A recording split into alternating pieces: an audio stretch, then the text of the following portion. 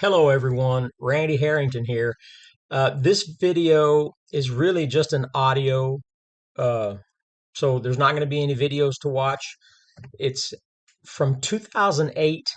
It was an interview that I did with, I don't even know who the gentleman was. He was a young man, a couple of young men. I believe one of the members of the group that I was with was interviewing me, and I'm going to share this with you because it's 16 years old and it shows you where my mind was at the time. Now, understand, I was with a group who then believed and still believes that we're dealing with a big, smelly, hairy ape or big, smelly monkey. Very silly. Anyways, so I'm no longer affiliated with, haven't been affiliated with that group for 10 plus years. Uh, anyways, there's a part in this.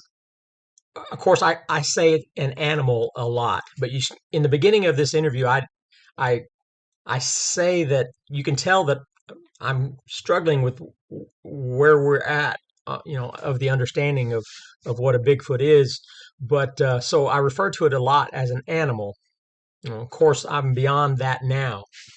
Remember, if we're the same person that we were 15, 16 years ago, then we've wasted 15 years.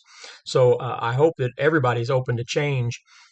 Needless to say, I wanted to throw in the intro because there's a moment in there where I'm talking about I think that or we think these things bait their prey.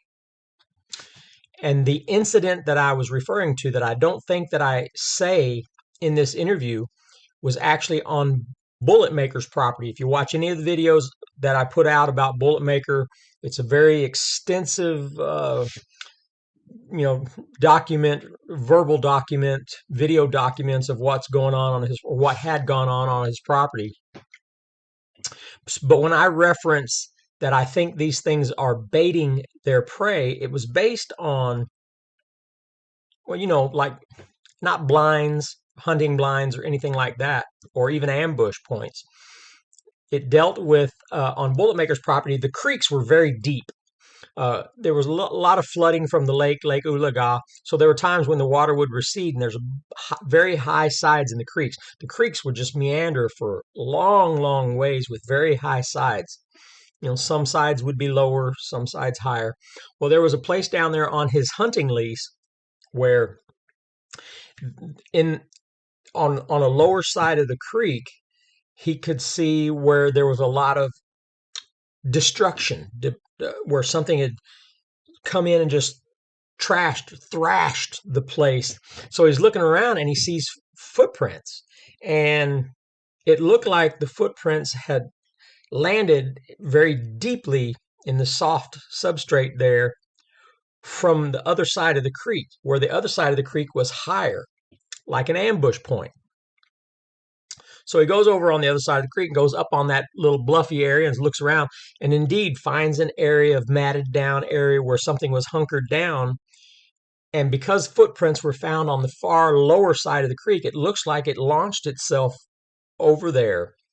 Well, so he did some further looking around and found something that I have never heard before.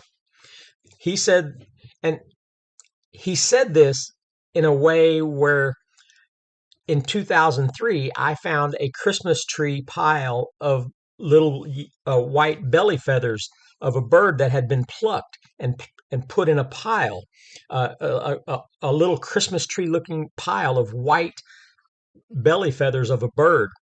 That's another story. But the fact that it was Christmas tree pile and not scattered around. Well, on this side of the creek, on the thrashed side of this creek, he eventually found a pile of acorn meats.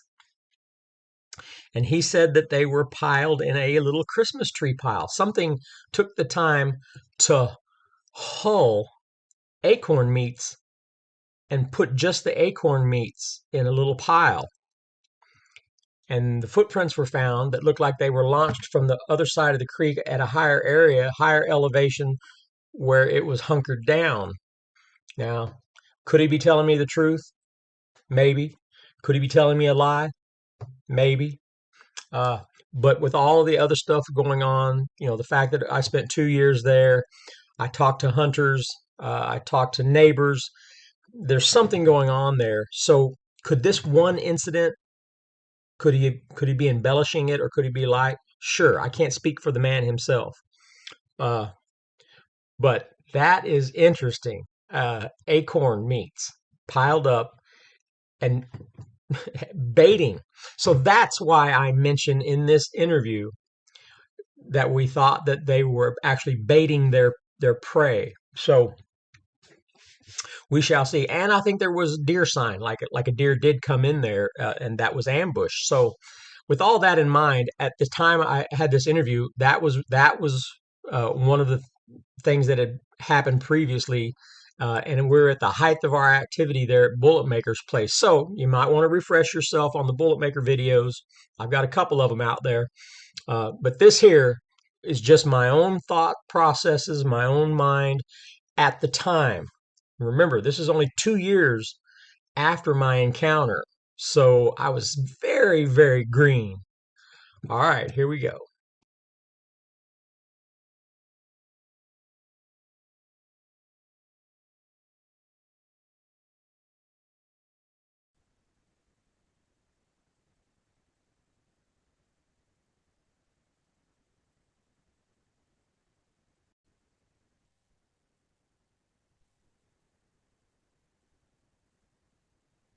I'm Maria. At Evergy, we on the air. Thank you enough. So without further delay, we go to the interview. So without further ado, Mr. Andy, who are you and why should we care? Well, I am an average guy. I'm 43 years old, live in the Midwest states, Kansas, as a matter of fact. I'm a business owner, a firefighter, a family man, one-time married, 2 teenage daughters, with some incredible things that have happened in my life that have changed my life. And hopefully that is credibility enough, but I will also discuss with you what I've learned and other people that I have spoken with on this matter, and hopefully that will lead you to make my stories believable and the subject matter credible. Certainly so. Hello, I'm the guy you love to hate. Not really, but yes, I'm the... You mean there's more out there than just me that love to hate you? Yes. You have to get in line for that one, Johnny B. So, guess the first thing we should probably get into is what on earth is a Bigfoot or Sasquatch? And though I have my own ideas, not just from a skeptical point of view, but from a practical point of view of what the creature is. But Mr. Andy, if you could give us an overview of what the heck is out there in the woods. Okay, well, years before I even had my sighting, I spent countless hours scouring over witness reports and trying to put together and formulate an idea of what this creature is by other people's experiences with it. And I'm just reading the book by Dr. Jeff Melton from Idaho State University, and which gives it some credibility when a person of his education steps out, with his academia and education and says, I have seen enough evidence that would warrant further look into the fact that this creature is out there. So I can only tell you from my own experiences what I've witnessed, what I've seen, and the activities that I've witnessed, or where these animals are at. That physically, the one I saw, well, the two I saw, but the big one I saw, physically looks like a gorilla. To me, absolutely the appearance of a gorilla, the way its mannerisms, the way it moved, very gorilla-like, spooky gorilla-like. But in their behaviors and their vocalizations, that's where you have to kind of draw a separation. They are not the animal or the gorilla that you would think, or the boogeyman. These things are intelligent, family-oriented, family group. What can I say? So It's go hard to ahead. put a specific what they are, because you get all the scientists, and all these television shows talking about the animal, and they try to talk about the lineage of, Gigantopithecus blackies, possibly, or even something that has gone down the evolutionary line, similar to, Neanderthal, gorilla, that just went down a separate path. It's all speculation. I mean, without a body on the table to look under a microscope with, you only have people's experiences and circumstantial evidence and films, pictures, footprint cast, hairs that you can't compare to other hairs because they're showing up unknown. People are starting to get better with their collection of evidence and evidence collection and keeping it in pristine condition. So as people get smarter and we come up with that better DNA and things like that, even without a body, hopefully it will become more open to science to look at this. All right, so most people refer to this as either a big scary monkey or ape, as you put it. Is there any distinguishing features that would make someone in the woods say this is not just some escaped zoo animal or circus animal, but this is actually something that is more than just your standard primate? Right. And once again, I hope you don't mind. I keep going back to other people's reports because my specific sighting only has details of things that I saw, and I did not see facial characteristics because of the darkness, at the time of night. So I was unable to see any specifics of the face itself. So I can't say the face was human-like. I can't say this, but I have read a multitude of reports of people saying that the face is somewhat similar to humanoid, human type. Nose is different widths, eyes spaced differently apart, almost like the differences in people, where you could put me and you side by side, and people could pick the differences apart all day. So these animals, unlike two lions standing side by side, almost look identical. These animals seem to have so many different variations of size, height, color, weight, musculature, facial look. So almost like differences in people. All right. Well, let's at least start with that.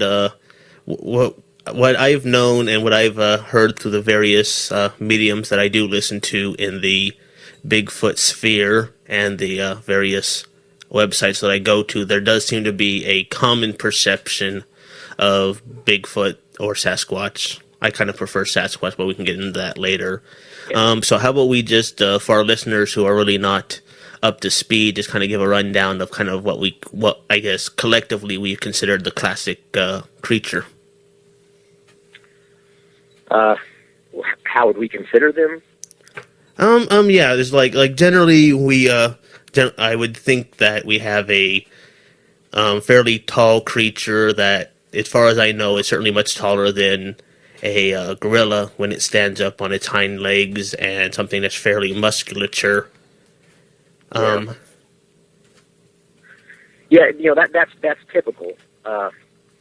Even though there's been reports of smaller ones. Of course, we believe that it's not a subspecies or anything like that. We just believe that these things are in different states of growth. They come out as the size of a baby, and then they go through their lifespan.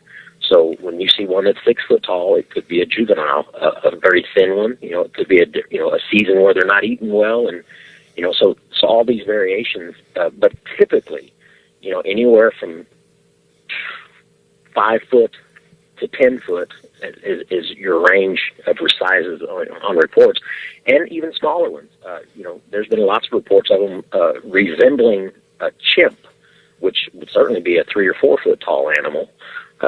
So we're thinking youngsters, toddlers in the Bigfoot realm or the Sasquatch realm, would resemble animals that we know. When we try to identify them, we're going to say, like, okay, that one resembled a chimp, because that's the closest thing that we can relate it to when you see something that's 4 foot tall scampering scampering through the woods, going to all fours, looking like a gorilla. All right.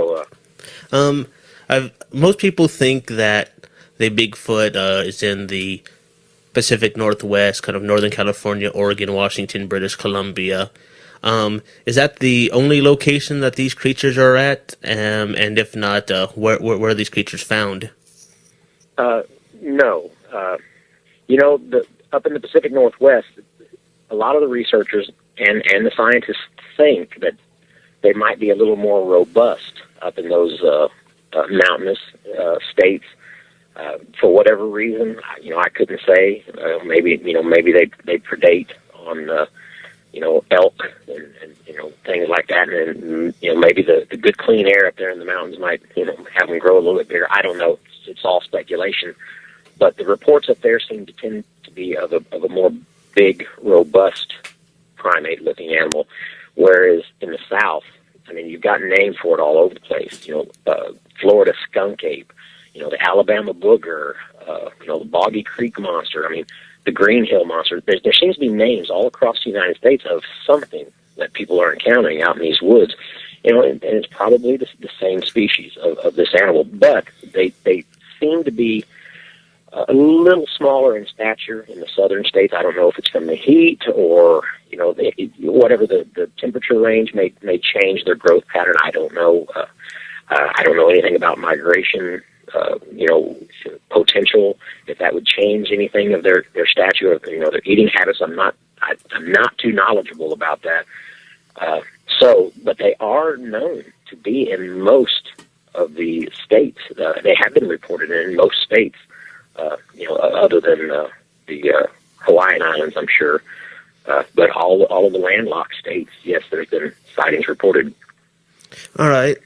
That's one of the things that, as the observer and perhaps armchair researcher that I am, there has been some speculation that because of the differences between, let's say, the skunk ape and the classic Bigfoot, that some say that might be a subspecies, but certainly it seems that there's a height correlation spread across the North American continent, but by and large, this seems to be more as a population variance distribution versus anything that says like there are truly multiple creatures.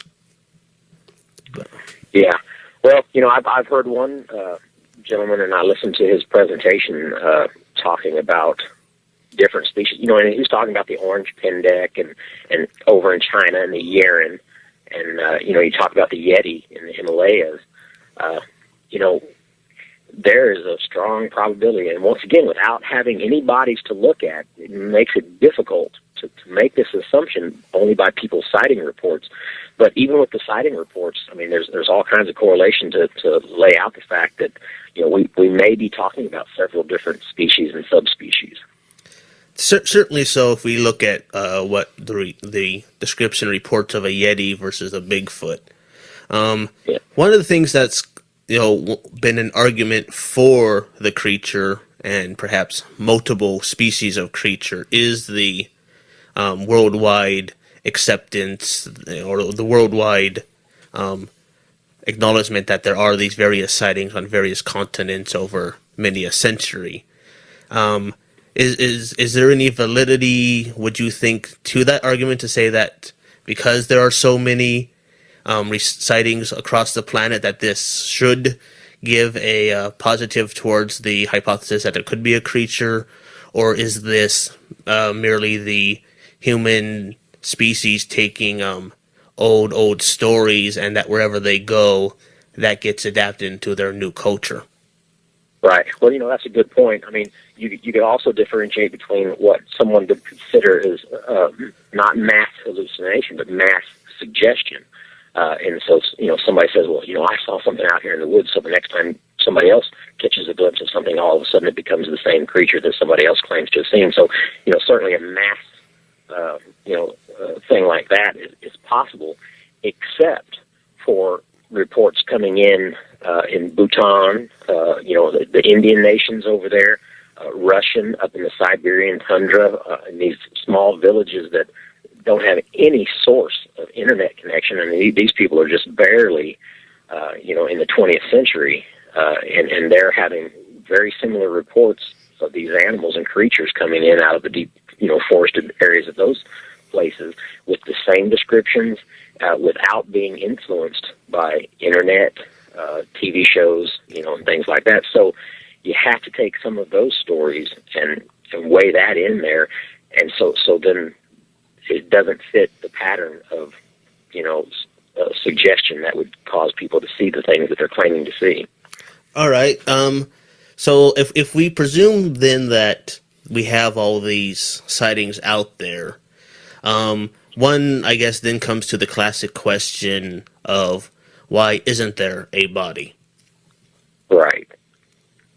Well, I can't even pretend to tell you that I can know that answer. All I can tell you is the studies that I've looked at, that other people are studying about these animals, and you start to realize the intelligence of these animals. I mean, they rank up there in our intelligence, if you ask me, based on what I've read from other scientists and what I've seen in my own research.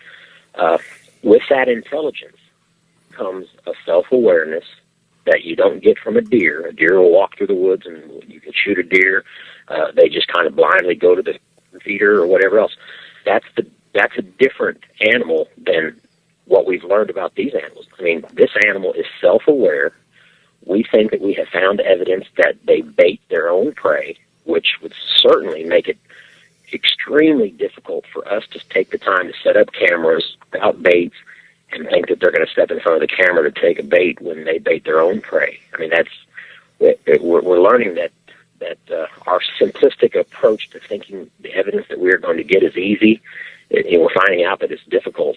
And with that intelligence comes an animal, which I've heard several reports of disciplining their young. I mean, that could only be described as disciplining their young. With a female Sasquatch who slapped her thigh and had two little ones run back to her and grab a leg, that would suggest a discipline. That somewhere along the line they either got their hiney's whipped or their back of their head cuffed to know that when mom slaps her thigh, a nonverbal communication. And we know they do nonverbals, tree knocks, rock clacking, they throw rocks. So they do a lot of nonverbal maneuvering and communicating with each other. So a leg slap would fit right into a nonverbal, so they don't give their position away, but they want their offspring to know that, get back over here. When you start putting those things together in a pattern of this animal, it becomes very human-like. And there's also been reports of witnesses seeing, them bury a dead, Sasquatch, whether it was a young one. I've read two reports of a child seeing a young one being buried. So if it was a dead child or a stillborn birth or something to that effect, so you have to start weighing that in too. Could that contribute to why we're not, do they take care of their old and infirmed? Do they take care of their wounded? We know from our experiences that they are very seldom alone. Even when you see one that's alone, pay attention, because really they've never been alone. There's not just a solitary animal. They seem to be in family groups. And if that's the case, do they always look out for each other? If one should happen to get shot by a hunter or hit by a car and runs off into the woods wounded and starts to die, do they take care of their own? I don't know. I mean, we have to think that yes, they may, because why don't we have a body? So would we then say that while one can certainly argue that we, the human animal, are indeed animals ourselves, that our classic idea of the quote-unquote dumb animal is an imprecise descriptor for this creature, and that we should think of this more as, for lack of an intelligent term, like an alien intelligent species, in so much as we don't treat them like necessarily we treat our cat. We treat them as if they're someone on the level that we would treat each other as humans. Yes, I can't argue with that one bit. As a matter of fact, I would tend to think, disregarding their look of being completely covered in hair, which makes a stink animal, if you were to shave one, and then you have something with just skin, maybe white skin, I don't know what even color their skin is, but if there was one that was shaved, how close would it look to a human? And their intelligence, to me, very human-like. So, we're talking some kind of human subspecies, possibly, without a body to know. I mean, once again, we're just speculating, but you have to think about the intelligence and the witness reports of what they're doing, and you're going to have to move out of that realm of animal, the animal kingdom, and move it into some type of hominid, Neanderthal, intelligent, family-oriented, self-aware, worried about getting caught, hiding their tracks, which is way out of the realm of being an animal. So one of the things that I've always been skeptical of thinking about this is most of the classical reports that I've seen tend to say this animal is social, it does have cultural attributes to its behavior. And one of the things with every other culture that we've come across throughout human history, there's evidence of culture. And I wonder, from my perspective, why, even though we don't find an animal, we never see evidence of culture. Right. Yeah, you're right. You mean like a cleared area in the woods with an amphitheater made for them to entertain each other. Those type of things, possibly. I don't know. All we're seeing is very simplistic structures. Almost a wigwam type old Indian, little, fortresses that are made possibly to sleep in. Haven't never seen one sleeping in one, so even then I can't say for sure. The tool use, even though we don't think any one of them out there is making fire, we know that they're using rocks as tools, clubs, throwing things. So they're just on the brink of having that intelligence. I think that could take them to the next step of their development. I think if they watched a camper close enough, I bet you they wouldn't be too far away from being able to start a fire if they had the right tools. Because we see and read reports of them coming in and being able to open complex locking mechanisms to doors and things like that after possibly watching a person unlock chicken coops and gates and things like that. So I don't know. I wish I could say something that was concrete. That would make us all know that this is the truth. But all we can do is speculate. So, and that's always been one of the troubling things is that, and I certainly appreciate you being as forthright as you are with our lack of knowledge, our being the research community of which I technically am a part. And that's one of the frustrating things is, on the one hand, we do have arguments that, like Einstein had this theory that is still being technically discussed. We have more and more evidence, but even in the beginning, he had this idea that anyone who looked at it thought he was out of his mind. But at the same time, you sit there and say, well, how much can we go on to say, even if there was such a creature in time in memoriam, that if it's no longer there, and there's just simply no evidence, where do you call it off? One of the hallmarks of science is that even if an idea technically is true, but you simply go about it for whatever reason and never come to a favorable conclusion, at some point you just say that the effort is no longer reasonable to the time that you spent to the conclusion that you're trying to reach, and that the only conclusion you can keep is that either at the time you don't have the resources to do so, or the more likely conclusion that your initial hypothesis that there's something there simply isn't.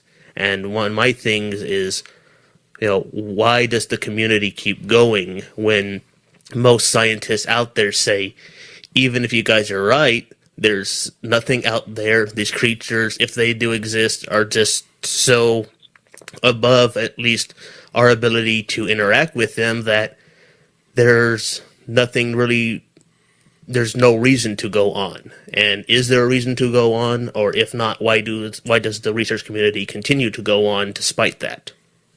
Well, I think it's really a very simple answer, at least in my case, and it's by our nature that we are very inquisitive. I mean, everything. I mean, searching the depths of the ocean, searching the universe.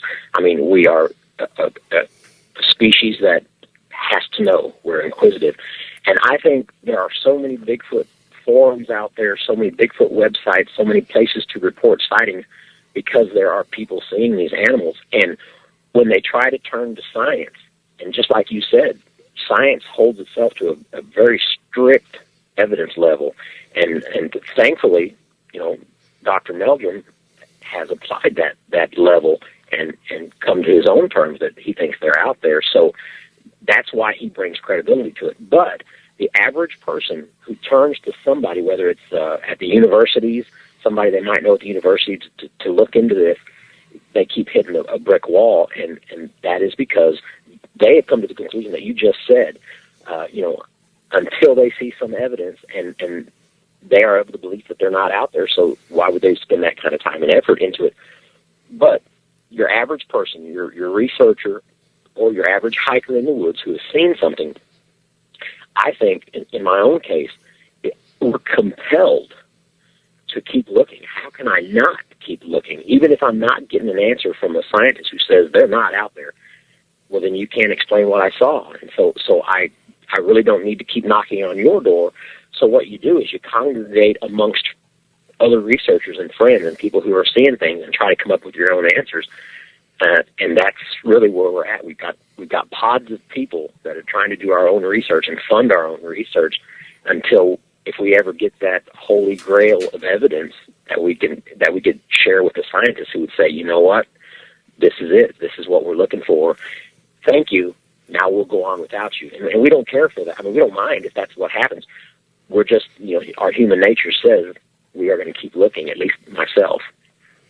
And that's one of the things that I have, I think I've expressed, that looking at everything, if someone has, in my opinion, a sighting, by and large, I try not to doubt the person. And generally the reason why is I found that people come into one of four categories when it comes to witnesses, and I've classified these as a liar, a misidentifier, a hallucinator, and a true to force eyewitness. And that is to say that you have the category of people who are just outright lying to you, those who are misidentifying something and attributing it to this creature.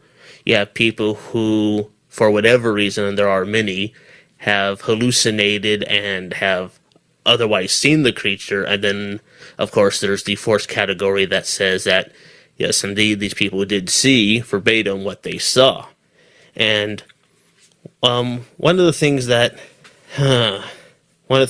really kind of torn me is, on the one hand, we look at sighting reports, and those are, what they are, but in a scientific standpoint, they are really not much on that on the scale of evidence weight and Right. So, on the one hand, I certainly say that I think in perhaps a majority of cases that those who make sighting reports probably are giving legitimate reports. However, I can't necessarily say that just because that they are truthful, honest, and sincere about what they saw, that in fact that they did indeed see what they saw. On the other hand, one of my critiques of science and skepticism in general is this very cynical view, not often, or not always, but often portrayed, is that if someone claims that they've seen it, they're either a liar, a misidentifier, or a hallucinator. And they never seem Right. to ever give, and perhaps rightfully so, the possibility of a forced stance. And of course, the problem with that is that everyone can, quote unquote, know that gravity works. But until you demonstrate that it works in a scientific manner, it might as well be speculation. True. Yeah. So, and that kind of leads to another thing, is because of the apparent elusive nature of the creature, it seems to apply, or researchers seem to apply a lot of special pleading in the say that, why is this creature so elusive? Why can't we get bodies, etc., etc.? And on the one hand, some of what is used to explain these gaps in our knowledge may be legitimate. To me, it seems more often than not there's a lot of special pleading of, well, why can't we find Bigfoot bodies? Well, they buried them. Why can't we capture a Bigfoot on film? Because that they're intelligent enough to associate us with hunting or photography associated with hunting, and so they don't want anything to do with it. How much of that would you say is legitimate reasons why the creature remains elusive, and how much you think is a lot of special pleading that needs to be rooted out if this topic is going to be taken more seriously by science? Well, the funny thing is, a lot of the things that you just described, I try to, when I listen to or when I read a sighting report, I generally just try to read what the person saw and the behaviors when they describe, okay, I saw this animal do this, and then it did this, and I try to apply that towards my own sighting to give it credibility. If this animal did a tree knock, or some of the things that I heard myself and saw myself, then I will start to give it the credibility factor, as I'm reading it. And then there'll be other things that will turn that off to me. But as far as using everything natural to explain why you can't get them on film, you don't have a body, I mean, there's several factors, and I would not have believed that they buried their dead until I read 2 or 3 reports of somebody witnessing that. One of these reports is from a professor in New York, a lady professor from Missouri. Well, when she was a child living in Missouri, she was in the creek bottoms, and she had witnessed something being buried by a Bigfoot, and it appeared to her to be a young one, a dead one, whether it was a baby stillborn, I don't know. That alone, I've got a map. She drew a map of where she used to live, and the general area with the ravines and the cornfields, and she put an X in about the spot that she witnessed this as a 7-year-old, I believe, and just the fact that someone is stepping out, especially as a professor at a college or university, takes a lot of guts, and so you start to think, okay, maybe they bury their dead. That can't attribute to all of them, because I'm sure some fall off of a cliff. Some might have a heart attack while it's out picking berries, and the other ones won't know where it's at. So that can't attribute to all of the dead, of the Bigfoots that die. So you have to look at the other factors. Well, so then they say, well, how many dead bears do you see in the woods? Surely the bears die, and they don't bury their own. So there should be more dead bears in the woods than you can shake a stick at it. Yet, if a hunter hasn't shot a bear, you don't walk in the woods and find a dead bear. Something happens within days, especially in our North American forest that has a lot of moisture content and moss and things like that. Within days, the remains are scattered to the 4 winds and just depleted into the soil. I mean, so it doesn't take long for a dead body to really get decimated on a forest floor. So you take the fact that they maybe police their own, watch their own, take care of their own, and then the few that slip through the cracks, are easily scattered by coyotes and dissipated that way. I mean, you have to lay. All I'm knowing is I have to say to myself, I know they're real because I've seen them, and a very close encounter. I mean, there's nothing that I can say to convince you that they're there, but I know they're there. So now I have to go to the next step for myself and say, what's next for me? Why don't we have a body? Why can't I find that evidence? And when I read other people's reports, it makes a lot of sense that contributes to why we don't have a body. And those are two good reasons I think I just gave. And until somebody gives me a report of seeing something else or hearing something else, then maybe we can add to that database of why they are so protective of their units, family units, and when they die or pass away, what happens to them, I don't know. But that's all we can do is just keep working on the information that's coming in until we can figure out a pattern that we can work for our favor. Certainly, though the only response I can give, I would say, to the bear analogy is, while rare, we do still find bear remains. And ultimately, that, as you rightfully pointed out, is the ultimate question is, why don't we have that, with even if 99.999% of them get scattered to the four winds or are buried, statistically one might presume, and again, I'm not a statistician, I have no clue if this is even a legitimate argument, what my layman understanding of statistics would say that at some point, and considering the amount of people out in the woods actively searching and the amount of people out in the woods who have no relation to Bigfoot doing the other activities we humans do in the woods, at some point we would be able to find something. Yeah, well, Russell, I'd also like to mention another thing. You were talking about photographs and putting out cameras and bait traps and things like that, and why aren't they effective? I can tell you with the last thing that happened to us a month ago down in Honubby, I've been going down there for probably 6-7 years. A lot of times I've gone down there by myself and stayed out. The difference between, I believe, a researcher, what I'd call a hardcore researcher, and a hunter or even a camper. Most campers go out there in those woods, and even the woods that we were in, very seldom sees campers other than maybe the weekend. And what they do is they go up there and they park, they get out of their vehicle, they set up their tent, and they make a campfire, and they never wander very far from the campfire. So going out into the bush at midnight, 1 o'clock in the morning, 2 o'clock, 3 o'clock, is very strange behavior that it doesn't get practiced by many people. Hunters come in after dark. I mean, so there's no hunters other than maybe a coon hunter now and again.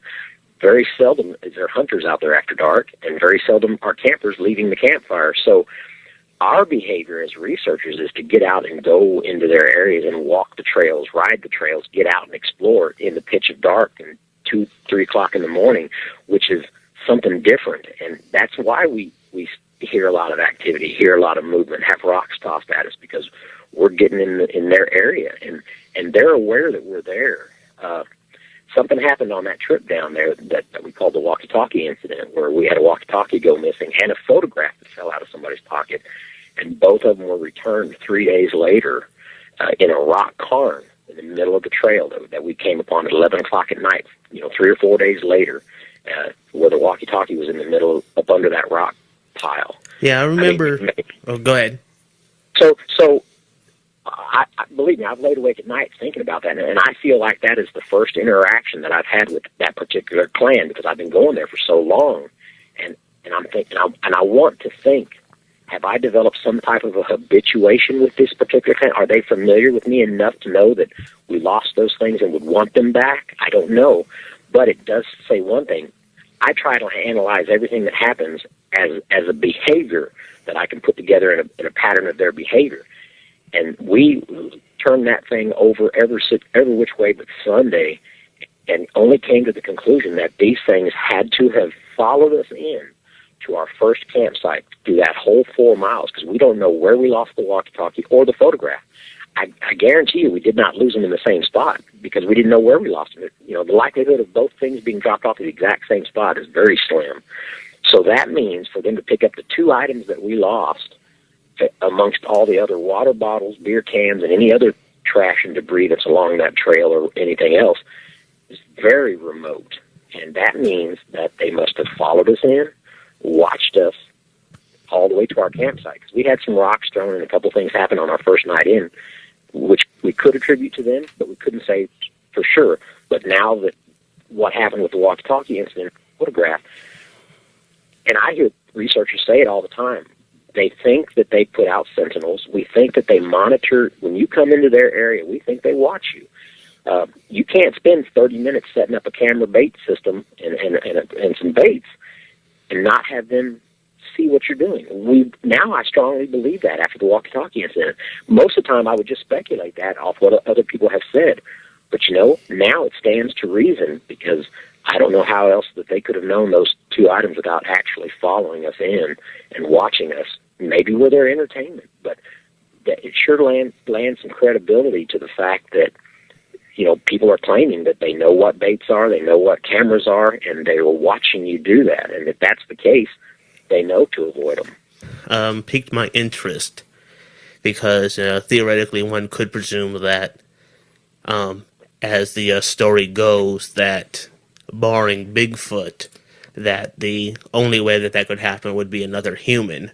but why was it Right. done in the way that it was? Certainly, if we take the story as is, and because we certainly don't know if it was human or Bigfoot or an alien at that point, simply for lack of data. Yeah. That one Well, is fairly interesting. Go ahead. well, and what's really interesting is that range just up off that road and logging road is, I'd say probably 4 or 5 miles across, and that's also the ridge where we got the Ridge Walker video. And I can guarantee you, when you look at that Ridge Walker video, you can say, well, that could be a person, it could be maybe possibly, whatever. But we had M.K. Davis take a splice of that film and blow it up and look at it, and I've got his email. I put it on the forum somewhere, and the magnification and the clearing up of the clip of that, and it shows the thing in motion, and it was completely reddish brown from head to toe. It was right at dusk, right up there on the ridge, and I had been going there for 2 or 3 years at that point when we got the video. I would put out baits. Man, I would go up there camping, and I would put out in a quarter-mile or half-mile radius, I'd put out 4 or 5 bait stations with cameras. Never got any good pictures. But with my baits, I would put out a drawing of myself standing next to a Bigfoot. And me standing next to a Bigfoot would be just a man standing there with a blue uniform on with yellow letters that said fire on the front. And as you know, that's my yellow fire department shirt. And I always research with this sweatshirt on with bright yellow letters on the back that says fire. Very easily identifiable if these animals are recognizing certain people coming into the area. And that's why I did that. And that's why I put out those pictures with my baits in the beginnings of my research there. That's why I feel like possibly, without knowing for sure, that maybe we've reached some level with these particular groups. I think they're aware every time we come up in there and stay, whether it's visual or smell or whatever. But we leave lots of baits up in the forks of trees, hanging, from ropes.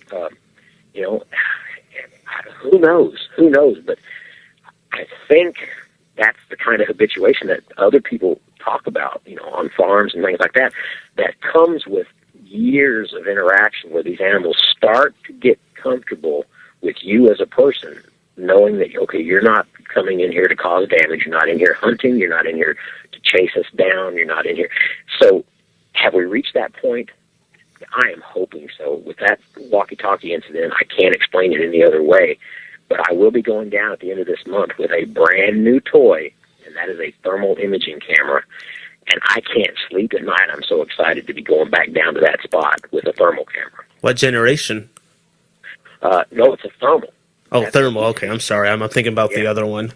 Yeah, you're thinking night vision, but no, this is a thermal. All right. Who's manufacturer? Because I noticed that we had a ad up on the forum recently. Yeah, it's FLIR, and it's the Pathfind IR. That sounds similar to what we use in the Air Patrol for search and rescue, actually. It says you could see up to 1,000 feet. I took it out. I've got 22 acres, and I took the Polaris out the other night, experimented with it out on my land. I've got trails. I could see rabbits. I could see mice. I could see owls, bright white in the distance in the trees, and I saw a rabbit. And when I got closer to it with the camera, I shined a flashlight on it, and all of a sudden, the rabbit was inside shrub and bushes, so the flashlight showed bushes, and I couldn't see into it, but yet the thermal saw just a rabbit sitting there where it was hiding in the bushes. And certainly that's one of the, obviously, for the average Bigfoot researcher, a lot of this stuff is certainly out of their short-term price range, but one would certainly think that the night vision, especially the thermal vision, would be one of the things that where you're sitting there thinking, well, what was that? Would certainly hopefully help you get a clearer picture of what's going on in the deep dark woods. Right. And my wife, bless her heart, I mean, believe me, I have put a lot of money into this. Not just in the tools that I'm using, the thermal camera, the Polaris. That's an $11,000 piece of machinery. She has been very tolerant in dealing with me, the kind of money I'm spending on this, and my 3, 4, 5 trips a year down into these areas. I don't take her. She doesn't want to go. She's not interested in being scared at all. But so basically, she's just letting me have my hobby. I don't do anything else but work, fire department, do my business, and then when I catch the time that I can go, I go, and she loves hearing the reports, and she knows that, you know, I saw one, I saw two, so they don't have any problems knowing that these animals are out there. That doesn't mean they're interested in seeing one, but they will let me pursue this to its end, and I am compelled to pursue it to its end, whatever that means. Yeah, Wives like that are certainly blessings. I have my own vices with home brewing where I spend far more than my share. yeah. I not quite there in the girlfriend department, let alone the marriage department. But I can only hope I find a woman who's half as tolerant as the ladies you both have. So I have a question concerning the thermal camera because I've not personally used one. Are they clear enough that you can make out that this is indeed a rabbit, or is it just you can tell Yes. that's a heat signature over there? Well, up until I purchased this, my only experience is through the fire department. We've got a Bullard handheld unit on the truck that we will pull out and use in fire scenes. These things are so perceptive to heat differences that you can actually follow footprints through a house. When somebody walks through the house, you can see their footprints. Handprints on the wall. I mean, because it still shows. I mean, this technology is unbelievable. And matter of fact, the information for this particular camera that I purchased said that if it's cold enough outside, you can follow footprints up to 5 minutes old. And Wow. using this camera, that's the technology that we need to use if we're going to, see these animals. Because I know when we were sitting up there on the ridge, multiple times I've had rocks thrown at us. People have reported rocks thrown at them for years, in areas that these animals are in. What it means to them, I don't know. But the fact is, we were sitting there last year, and a couple of rocks came sailing, and one of them hit the chair that was sitting next to me and bounced off the chair and hit the ground. And I picked it up, and I still got that rock. Something threw this rock. I mean, it didn't fall out of the tree. And so if they're close enough to throw rocks, if we have the technology to scan those woods while rocks are being thrown at us, there's a good chance we're going to see where they're at and where they're hunkered down and what they're doing. I would love to have that kind of technology. I have a cabin up near the Yakima River Valley in Washington, which is one of the highest sighting areas in Washington State. Yeah, that's actually where we went. I kind of mentioned that on the forums before going up. Unfortunately, only saw a couple trackways in the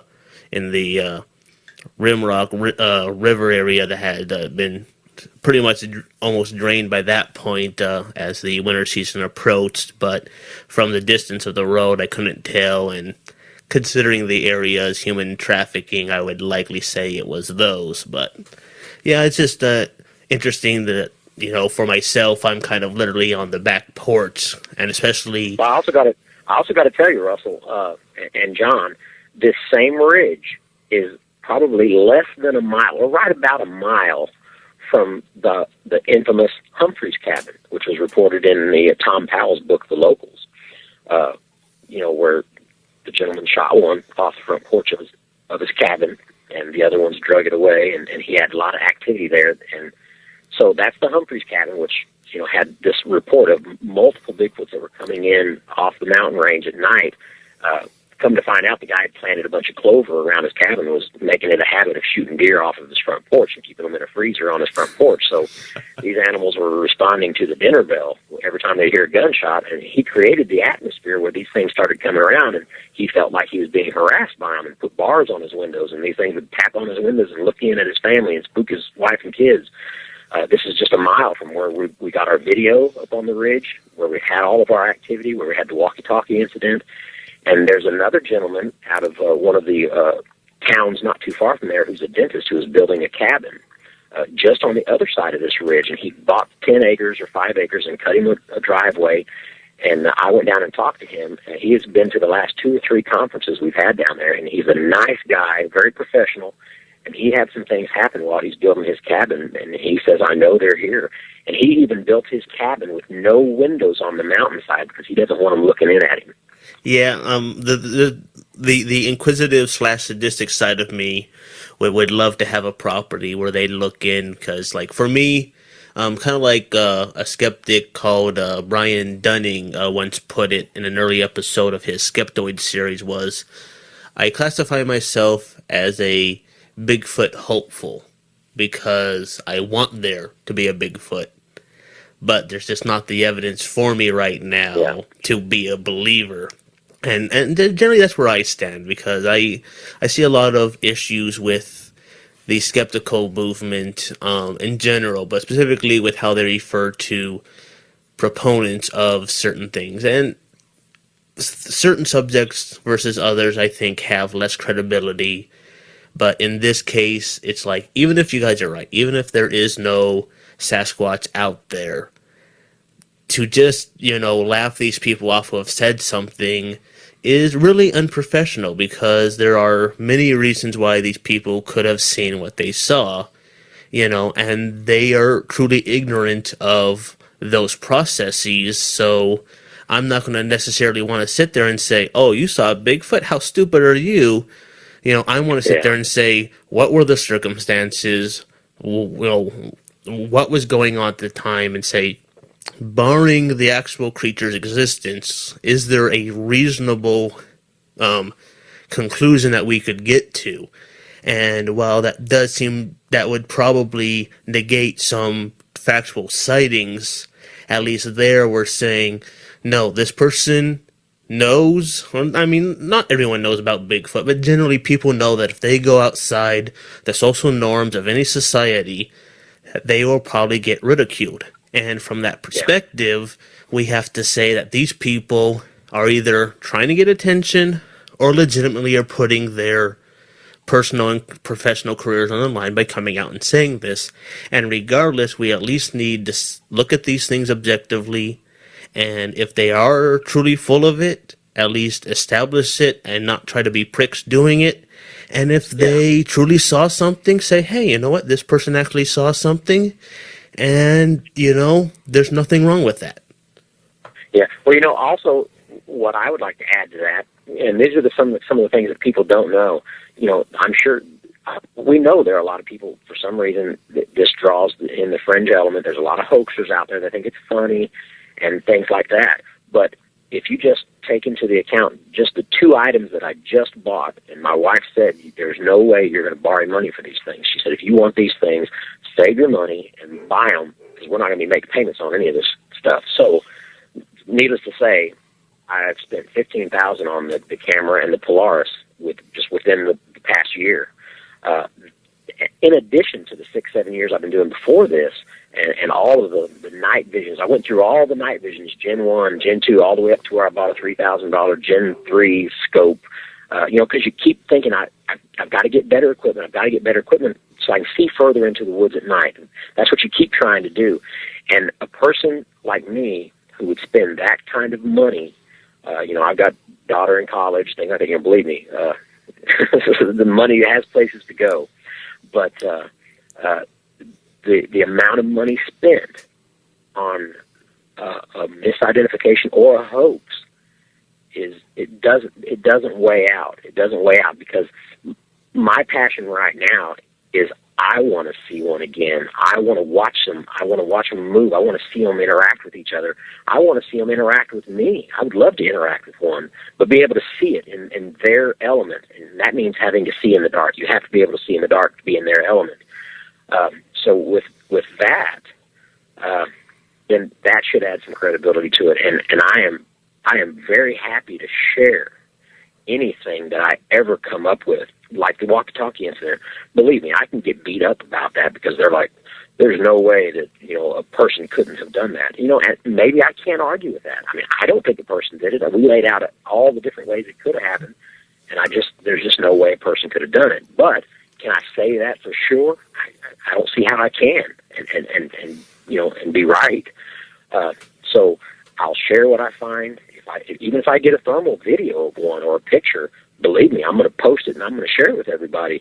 I can't wait. It's based on just sharing your research, good, bad, or ugly.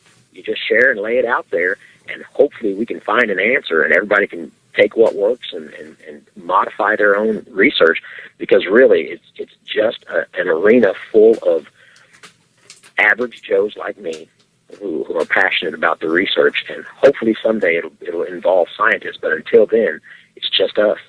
Definitely. And if these people are truly, either lying to me or out of their mind or misidentifying, you know, I should help them, find whatever truth is out there.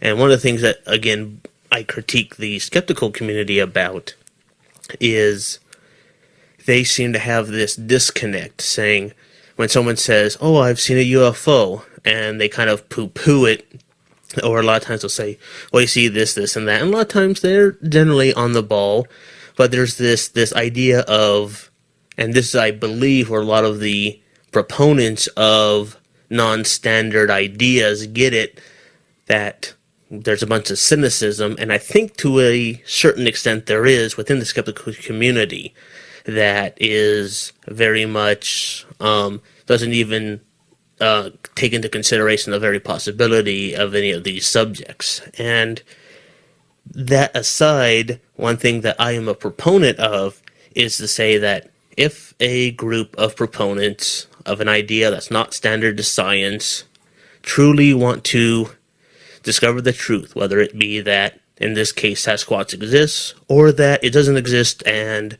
there's some other really crazy phenomena, that if we do take into the effect of rock throwing, wood knocks, and other stuff, there is a bunch of stuff that we really don't know. And one of the classic examples they came up with in the last year, well, I don't think it was the last year, but I heard it in the last year, was of researchers going out and they're hearing this classic sound that was initially contributed to a Bigfoot, but then they found a coyote making the same sound. Now, they were so dumbfounded at the time, they never bothered to record, even though they had recording equipment with it, so they could never prove their point. But right there, it's like, even if there is no Sasquatch, there are a lot of these things that are leading people to believe in the creature, and as such, these things are still legitimate to be found. And one of the things that I've noticed, trying to bring this back together, is while they certainly take the stance that yes, Bigfoot exists, they say that also we don't have the evidence to make our case, and our goal is to do that monetary-centric moneymaker, that, I don't want to associate with those sites, even though they may have good resources, because it's clear from what evidence that has been presented to me that they seem to be that other organizations seem to be into it for other reasons besides searching for the truth, and that's the actual goal. Yeah, no, you're right. How can you not say that your research is tainted if everything that you do is for sale?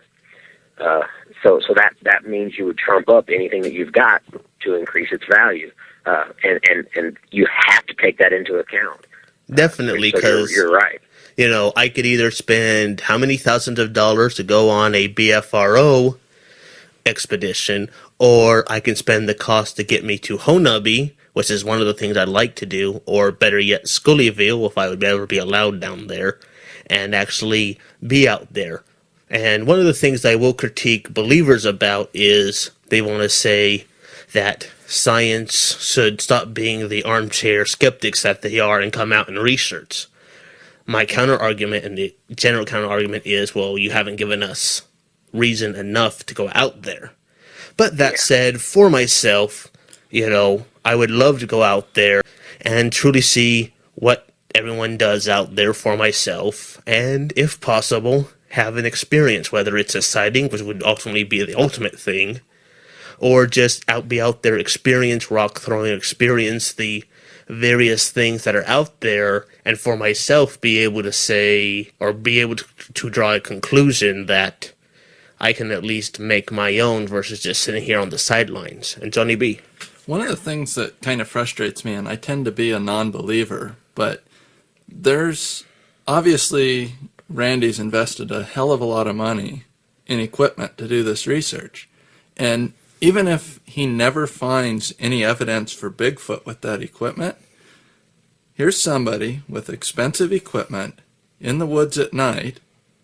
There aren't a lot of scientists in the woods at night in the first place.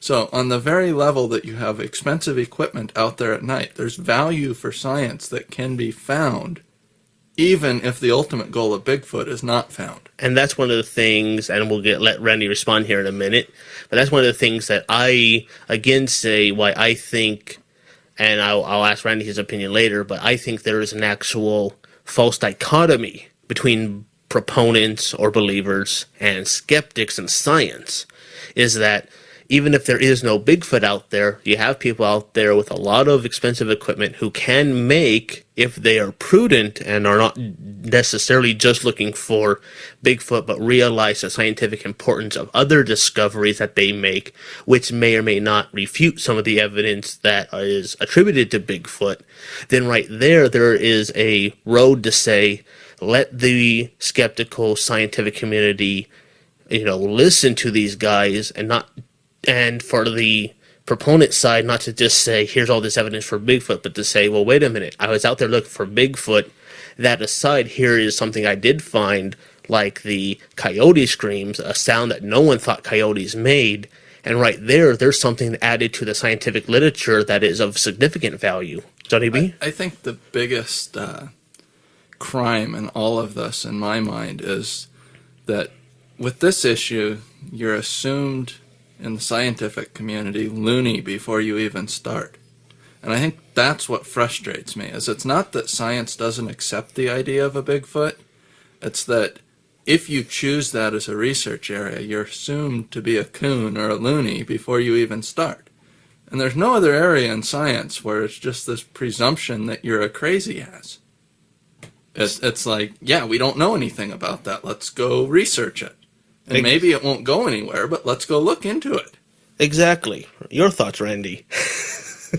Yeah, I can't argue with what you're saying. I have experienced it, and I am currently experiencing it. I work with 45 other firefighters. I have the whole range of, well, there goes Harrington this weekend, back to look for Bigfoot. I get that, derogatory, you're crazy.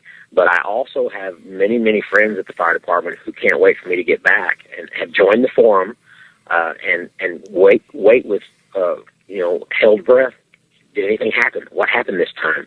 I've had one guy go out, and I've even gone out with one of my firefighting friends, and we've slept on the ground with no tent. It took a lot of guts to do that because I'm kind of a fraidy cat, in some of these situations, especially in bear country and things like that. But sleeping out on the ground in just a sleeping bag, I don't like that kind of stuff. But we did that, heard some vocalizations and had a good time. But you're right. Right off the bat, people will assume that there must be something wrong. Take away the fact that I'm a businessman, well known in the community, have lots of friends, firefighter, family man, all of these things. Without taking those things into regard, they automatically assume that you must be crazy, and nothing else can convince them otherwise. And I don't know how we're ever going to get past that. And yeah, because it's sadly ironic that that's the type of mentality that often skeptics say to believers, that believers are so hell-bent on a particular view that they're not swayable, and yet I sit there and say, well, wait a minute, you're kind of showing this same type of belief structure here. And, I'm not saying that you're right or wrong, I'm simply saying clean your own house before you clean someone else's. Cemeteries, they were having rocks thrown, and they had a sighting. And that made us come to think that how many Bigfoot behaviors has been taken as a paranormal behavior. Hearing gibberish in the woods, or even something repeat your name. We know these animals mimic, and we've heard reports of people having something repeated back to them. The animals that I saw were hooting like an owl. So it's not out of the realm of their capabilities. And so how many people are out in these cemeteries late at night, or even during the day, and have something happen, and they automatically assume it's paranormal or ghostly when it's just these animals. So that's how it started out. And once they had a sighting out in this area, they moved over into looking for these animals once they knew that they were out there. And so that's where it segued. Well, the most important thing is to have an interest in it, and be aware that not only coworkers, if you decide to be vocal about it, you're probably going to catch some flack from coworkers as well as family members. I mean, I've seen it myself. You're going to have to grow some thick skin. First, you need to convince yourself that there's a possibility that these animals are real. Only with a sighting that can't be explained or can't be explained away as anything else will give you definitive proof. Not everybody's going to have that kind of proof that I've got, but if you can convince yourself that it's even possible and are ready to stick to your guns, that's probably the most important part, because it's going to be easy to be influenced out of being a amateur researcher just by people making off-colored comments about it. So be ready to stick to your guns. Get on the forum, educate yourself on what this animal is, what it could be, and its behaviors and mannerisms. It took me a long time to get over the fact that I was afraid of these animals. When I started out, I was very fearful. And if Russell has read my report about the Chickasaw night, I mean, it was very terrifying. And I consider myself a very stout, strong, firefighter, 230 pounds, muscly kind of person, but Ooh, sexy. yeah. Dear Russ. Thanks so much. Sorry, I had to go there. The fear, there's no way, and that's why I think people actually go into the paranormal with this animal, because they think they hit this mental wall of fear that the animal is projecting. But I can tell you from my own firsthand experience that I did not feel like the fear that I felt was from this animal one iota. The animal, I don't think the animal knew I was in the truck. So the fear that I felt, you could cut it with a knife, and I was wanting to go into an involuntary fetal position while I'm in the front of my truck. That just the sight of this animal caused me to feel that way. So when people feel the kind of fear that I felt, I could easily see them attributing it to the animal giving them that feeling, which would make them think more paranormal or supernatural. And so that may contribute to a lot of the reports that go into that realm. I don't buy it. I still think it's a physical animal, and the fear of wall that you hit is of your own making. So keep that in mind. I started out being very afraid of these animals, and would only sleep in a camper, would only sleep in my truck. Now I'm very comfortable staying in a tent. I will even stay in a tent with the flap open, hoping to see one again. So it's been a transition of trying to learn about these animals, and I'm not as fearful as I used to be. And so you'll have to come to your own terms with where you want to go, how comfortable you are with it, how deep in the woods you want to go. But you know what? You're not going to see one if you're not where they're at. So you have to be where they're at. So keep that in mind. Yeah, it's very interesting to me how much emphasis you put on the fear is of your own making, because I've long held with alien abductions and things that a lot of the fear involved in that is in the human species recognizing that there may be something out there that's as smart as we are. And it has more to do with that recognition that, hey, we're not alone in our kind of marble pedestal position of being at the top of the food chain and the top of the intelligence chain. That we're not the top banana in that tier as well. So it's that it kind of puts you in your place, and we humans don't like being put in our place. Right. So, and speaking of that, we kind of you've touched on it many a times, and we were hoping that if willing, that you, Randy, would like to get into. You said you had a couple sightings. Whichever one that you would like to discuss, or both of them, would be, I think, fascinating for our listenership. Okay. Well, when I say two sightings, it was the night at the Chickasaw Park where I saw two creatures. I only saw the second one for just a brief moment as they were both coming up to the backside of my truck, and that's the only time I saw the second smaller one. So since I never saw it again, I only saw the big one after that. All right, everyone. I'm going to go ahead and just end the interview here, even though it goes on for a little while longer, because it covers some of the old, encounter that I had at Chickasaw Park. If you want to go over that encounter, of course, you can always go back to my Chickasaw Park video that I put out, had all the details. Anyways, I'm just going to go ahead and end it there. This just gives you a good overview of where my thought processes were then and how they've developed over time. A lot of them have remained the same. But anyways, it's just interesting. I hope you enjoy it, and thank you.